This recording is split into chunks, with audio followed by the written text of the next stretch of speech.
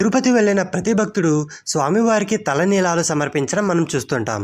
కానీ అసలు మనం జుట్టు ఎందుకు ఇస్తామో దాని వెనక ఉన్న ఆ అద్భుతమైన కథ మీకు తెలుసా? పురాణాల ప్రకారం కలియుగంలో శ్రీనివాసుడు ఒక పుట్టలో వెలిసినప్పుడు ఒక ఆవు పాలు ఇస్తున్న క్రమంలో ఆగ్రహించిన గొల్లవాడు గొడ్డలితో స్వామివారిపై దాడి చేశాడు. ఆ దెబ్బ వల్ల స్వామివారి తలపై కొంత జుట్టు ఊడిపోయి గాయమైంది. అది చూసిన గంధర్వ యువరాణి నీలాదేవి వెంటనే తల నీలాలను అనగా తన తల వెంట్రుకలను కోసి స్వామివారి గాయంపై పెట్టింది. అది ఆమె భక్తికి మెచ్చిన వెంకటేశ్వర స్వామి, ఈ కలియుగంలో నా దగ్గరకు వచ్చే భక్తులు వారి జుట్టును సమర్పించుకుంటే అది నీకే చేరుతుంది అని వరమిచ్చారు. అందుకే ఆ కొండకు నీలాద్రి అని, ఆ వెంట్రుకలకు నీలాలు అనే పేరు వచ్చింది. ఆధ్యాత్మికంగా జుట్టు అనేది మా అహంకారానికి సంకేతం.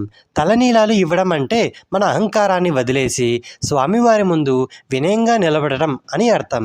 ఈ విషయం మీకు ముందే తెలిస్తే కమెంట్ సెక్షన్లో గోవిందా గోవిందా అని టైప్ చేయండి. మరిన్ని తిరుమల రహస్యాల కోసం ఇప్పుడే మన జ్ఞానదీపం ఛానల్ని సబ్స్క్రైబ్ చేసుకోండి.